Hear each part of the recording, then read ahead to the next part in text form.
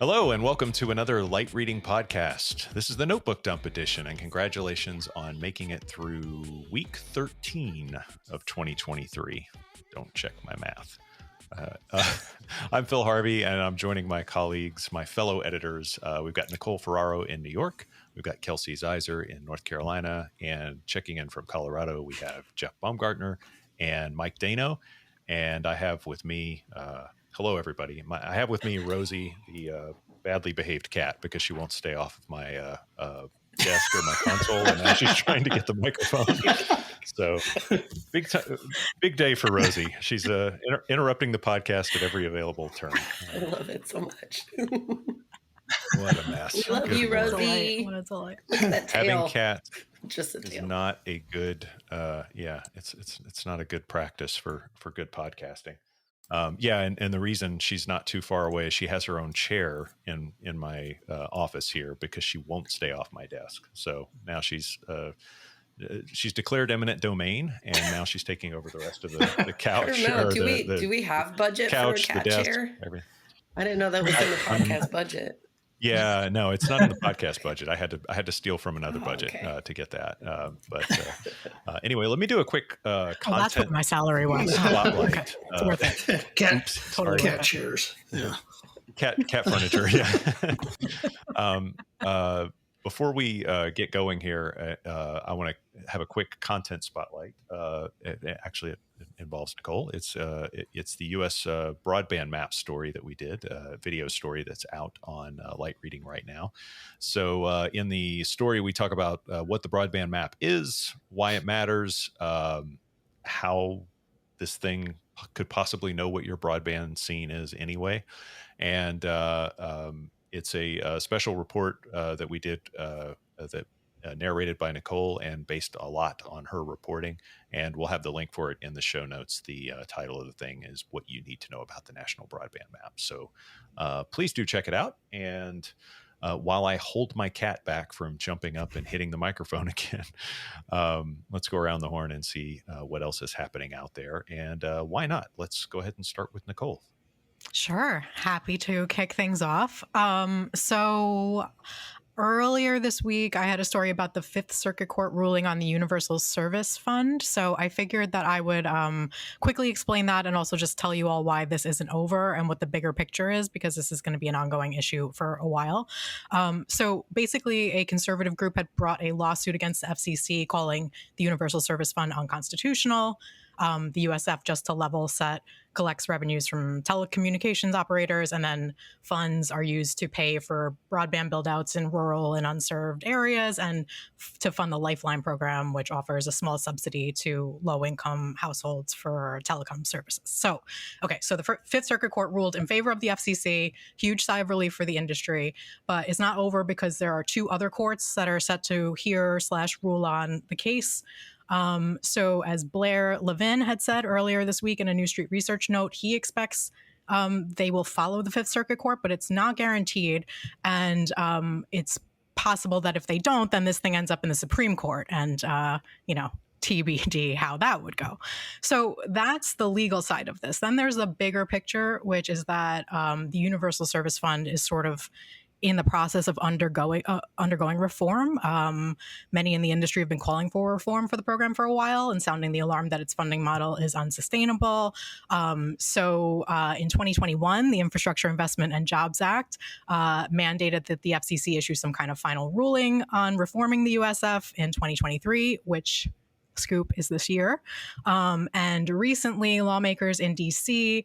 Introduced legislation to require the FCC to conduct a study into the feasibility of collecting USF contributions from big tech companies, which is a push coming from telco lobbyists like US Telecom and NTCA, the Rural Broadband Association. The overall picture here is that this is a crucial program and has a questionable future, both legally and financially. I think in addition to the big tech contribution debate. It'll be interesting to see if the FCC recommends combining the Affordable Connectivity Program with USF somehow, since both deal with low-income subsidies and the ACP is also at risk of running dry. So there's a lot to keep track of here. And if I can just add one other really quick thing, I'm sure Google, big tech companies don't want to pay into the Universal Service Fund. But this morning I asked Google's AI Bard what it thinks if Google should contribute. And it said yes, because Google benefits from the fund and has plenty of money. So, now both Bard and the Universal Service Fund, their lives are in danger. So that's it. And waiting for the Google PR team to message me and say that their technology does not speak on behalf of their I know. I was debating reaching out to their public policy person to see if they have a response, but yeah. I don't know if I could bring myself to do that. They've probably been laid off, so who cares? No, it's a sad state where we can't just quickly approve funding for rural and low income, and just connecting as many people as we possibly can. I mean, I think and these programs have their origin like way back in the telephone days. Getting wired telephone service to every single house, no matter how far away from every other house that you happen to live. There was a kind of an obligation for the government to make sure that its citizens were at least somehow connected in that era. And we can't seem to do the same in broadband, even though we have better tech and don't require as many miles of copper to be strung across the world. So, that's too bad. I think that I think we should start a GoFundMe, but I'm not sure what to call it. Let's just see how this goes for a couple more weeks. Put that in your back pocket anyway. Yeah. Oh my God. All of this ends with GoFundMes for the various U.S. government agencies and programs, probably. Pretty soon, yeah. All right. Well, thanks for keeping an eye on that, and again, thanks for your work on the broadband mapping story, because that one will hopefully catch a lot of people, into asking some very important questions about how broadband decisions are getting made in their neighborhoods. Kelsey, what's happening in your neck of the woods, or what's falling out of your notebook this week? A lot of pollen. There's yeah, you still got that allergy thing going. I sound like a chain smoker. Ooh, yeah, smoking pollen. Anyway, this week, network as a service startup Graphiant got $62 million in funding, so good job to them. So that brings their funding to about $96 million in total. They I guess kind of interesting point is one of their founders, Khalid Raza, was previously the CTO and co-founder of Viptela, which was the SD-WAN company, one of the earlier ones that was later scooped up by Cisco in 2017 for $610 million. But with Graphiant, they're kind of similar to Akedo or Ariaka in that they're providing SD-WAN over their own private network. And they have some enterprise and service provider customers who have yet to be named. So hopefully, later this year, we'll hear more on specifically who their customers are. But another interesting point was they shared that initially they thought service providers would be competitors to them, but they've actually gotten a lot of service provider interest in Graphiant software. And so, have some partnerships there. And they're purely channel-based. So their channel partners are selling their software, which runs on x86 boxes. And it's a network as a service, meaning there's certain network services you can get by subscribing to their software and sort of having all your connectivity run through their private network. Right. And that do they make a big deal of what all those services are? Because I'm very curious to hear that the telcos are partnering with them, because it does seem like a competitive thing, and it is interesting that the telcos could be a very good channel for a company like that, because they would get that exposure, but also they would get the scale, which is what these things really need to be able to take off. So Andrew Lerner with Gartner explained it as essentially SD-WAN over a private backbone. But he said, where traditional ones, where the device is at the edge, and uses drops traffic out the underlay or puts it in the overlay. Graphiant uses a private backbone, so that's one of the differentiators for them. And I'm sure they'll have more on some of their other services. They've, I think, been maybe a little vague, but about Yeah. all that they're offering. But Yeah. hopefully, once we hear more about who the specific service providers are, that will shed some light on things. It'll be really interesting to see if, it's the tier ones or like Hughes or who's going to be now using that. So they basically said they're taking the best of MPLS and SD-WAN in their service. So also kind of vague, but but without requiring, I mean, I guess their knock on is the real sales point for them might be that they're just not requiring that kind of commitment that you used to make on an MPLS thing, where you would have to have, I mean, yes, you got a more secure connection, but you had to pay for the singular connection that was just to your building. So it was quite pricey. They've been able to do a lot of that in software, and I think that's why SD-WAN took off, and also why it seems to be spreading out from an enterprise branch office thing to being a more network-wide type of service. Okay, let's move along. And Jeff, you've got a couple stories on your plate this week. Let's go in reverse order. Let's talk about Roku first. That was a shock. Yeah. I guess the the hits keep coming over at Roku. They've had quite a few things they've been navigating. They just dealt with the collapse of Silicon Valley Bank. They had a bunch of money deposited there.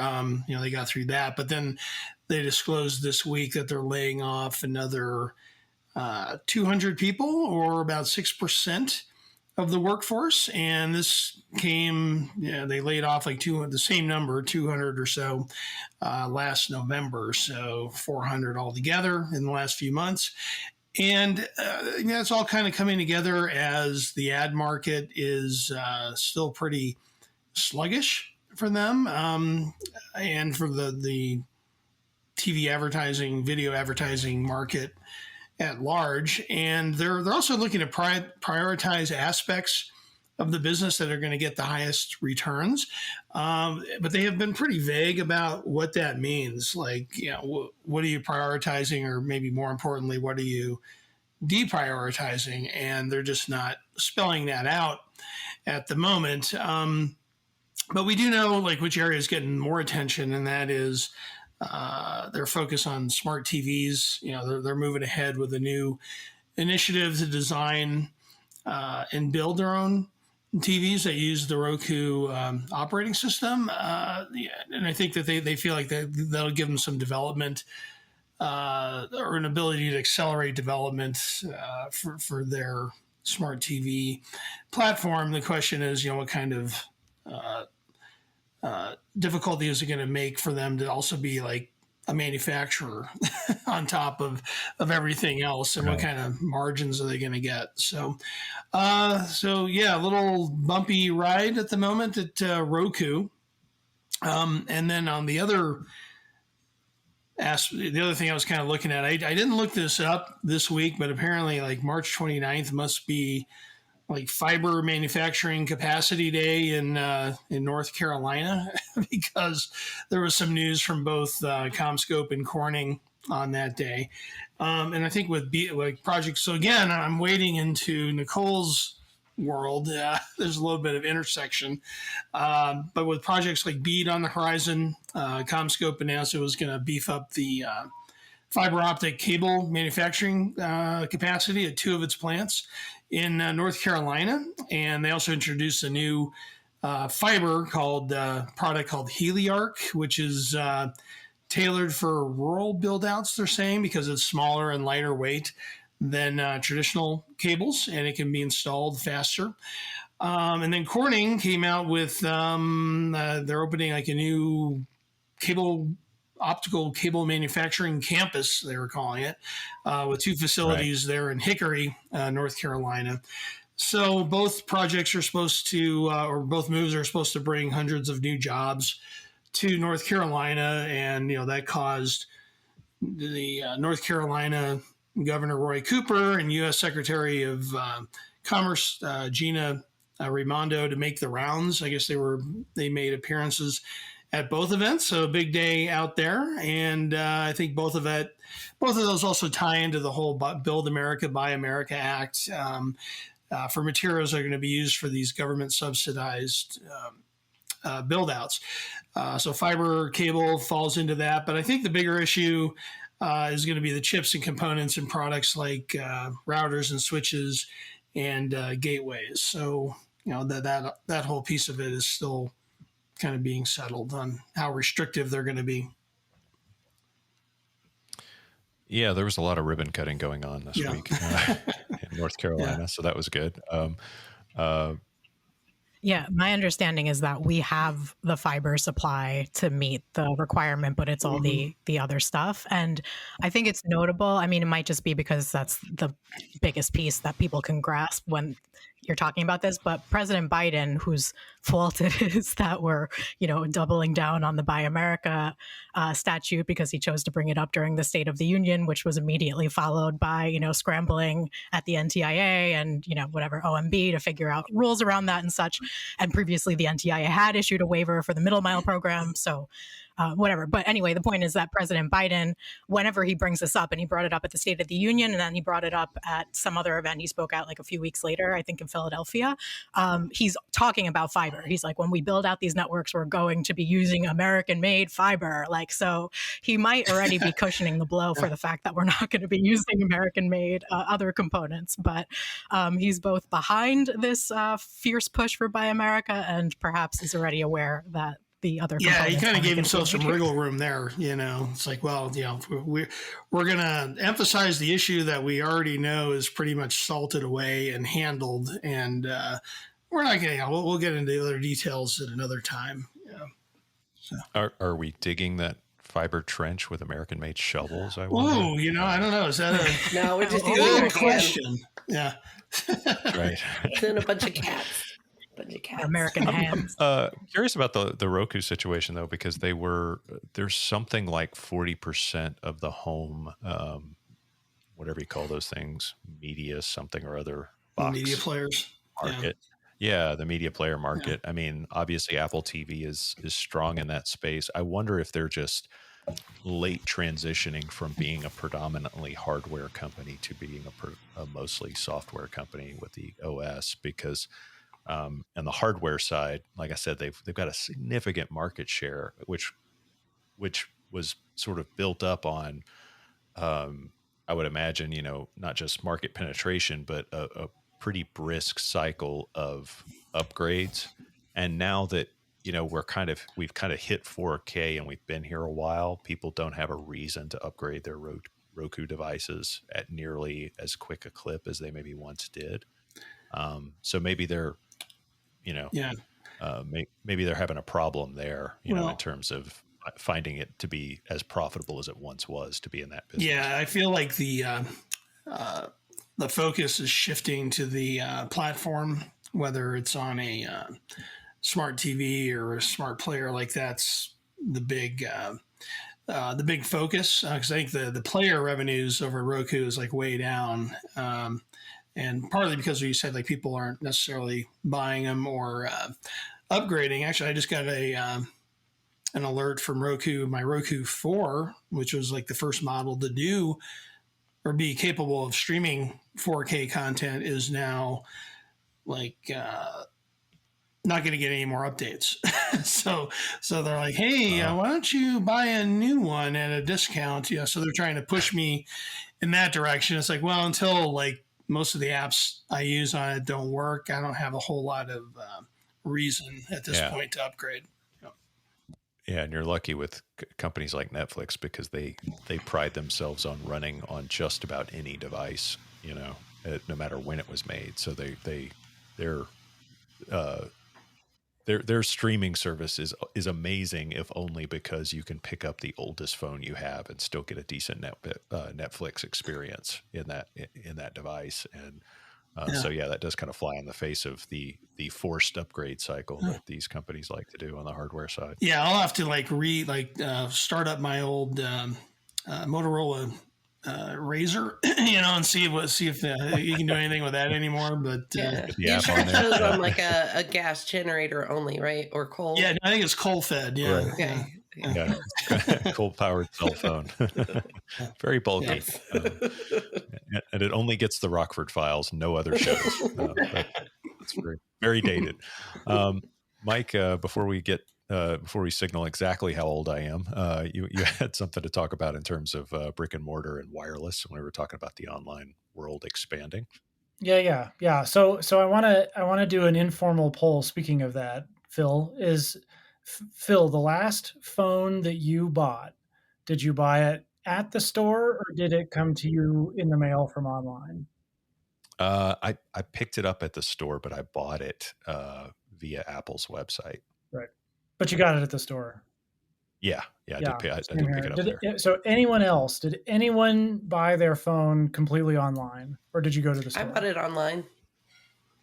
Oh, you really? And it came to you in the mail? All right. Store. I think I did that too. Yeah.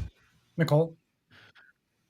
I think I bought it on like the either Verizon or Apple app I went on to my the phone. Now, I should website. amend mine.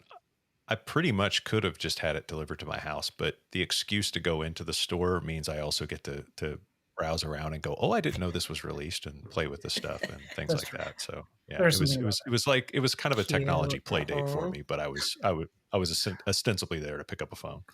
Gross. Yeah. So, well, it sounds like you guys are fairly technology forward then, because according to a Cohen survey, only 17% of people use the online channel to buy their phone. And, the vast majority of Americans still go to the store. I usually go to the store because inevitably there's some sort of problem that they can only fix at the store, has been my experience. So I still go to the store now. But what they're saying is that that's going to change. Everybody's predicting that online sales are going to be a bigger part of the whole thing from here on out. Pandemic accelerated it, and now it's just going to keep growing. And there's a couple of indications that is sort of accelerating, in that we've seen hundreds of job layoffs at Verizon and T-Mobile related to retail sales. So it really does indicate that they're cutting down on the workforce that's involved in retail sales, and they're sort of shifting online. And then another big indication is that T-Mobile bought Mint Mobile for more than $1 billion, and that Mint Mobile, the Ryan Reynolds MVNO, that's only online. It has no retail presence. So it really does sort of indicate a real new sort of emphasis on retail sales. A couple other things is that there's a company called Wireless Advocates that used to run the retail sales in Costco's. And at the end of last year, they just went out of business randomly, and they shut down all their kiosks inside of Costco's. So that whole thing has been sort of been in a state of upheaval. And then another thing is that T-Mobile reportedly closed several of their signature store locations, which was their fancy like flagship retail stores. And so, it sort of all points to, this growing push toward getting sales online. And that certainly dovetails with the introduction of that eSIM technology that makes it so much easier to switch service or to activate new service. And so I think that's what came out of my notebook this week, is that there's just a lot of indications that we're going to see a lot more sales purely online, and those retail stores are not necessarily going to play as big a role in the future. Huh. Yeah, interesting. I think the T-Mobile at least has made the eSIM part really easy to handle. So you even though their stores are pretty convenient, it's also pretty easy to switch to them without having to go into the store. If you have if you have a phone from a different carrier, but you have an eSIM or eSIM capacity like an iPhone, you should be able to switch pretty easily. Big deal. And then, so T-Mobile has eSIM, 100%. Verizon actually has been really investing in eSIM. So far, AT&T, I asked them just last week about, do you offer eSIM on the AT&T brand? And they said not yet, but they do offer it on their Cricket brand. So I think that's coming too. Interesting. All right. Yeah, we'll look for that. Next time we buy phones, and maybe this isn't maybe it's a project, but we'll have to keep track of how difficult it is to go from one phone to another without having to go into the store. Now I'm going to go to the store because now I feel like I want to be part of the mission to keep the stores alive. I feel like this is my fault. I think it is. I think they blamed you. Yeah. Right, Mike? Yeah. I think, the Walmart thing, they said, Nicole, I mean, jeez. Well, I think it's interesting, another thing to worry Trim, because about. you're seeing that, Mike, yet when I look at like what the cable folks are doing that are offering mobile, like Charter and Comcast, being more focused on the retail side to help drive their mobile product, and Altice USA, on the other hand, they're trying to expand their retail presence, partly to support the drive to market their mobile product a little more aggressively. I'm not sure if there's a particular reason on that, other than, well, maybe they're newer to mobile and maybe, they need people to come in and feel a little more comfortable about the idea. But anyway, it just seems like kind of a counterbalance to, the rest of what the industry is doing. Yeah, and cable's been crushing it. I mean, they're like 30% of net adds every quarter. And, the Cohen survey, it said cable is about 17% online sales. So the vast majority of cable is still retail also. So yeah, I'm curious to see what they do also. They've been moving pretty confidently into mobile. So I would not be surprised that they expand online as well. Excellent. All right. Well, let's move on to our flash poll, where we just talk about something that's maybe not really on topic. This time we were thinking of, I should ask the assembled panel here, where should we stay during the big 5G event when we go to Austin? Or more importantly, if our hotel happens to have an East 6th Street address, is that too big of a signal to the bosses that we're more interested in food trucks than we are the stuff that's being talked about at the conference? Food trucks. Mm-hmm. Yeah. Mm-hmm. And you're not protected from self-incrimination if you answer the question.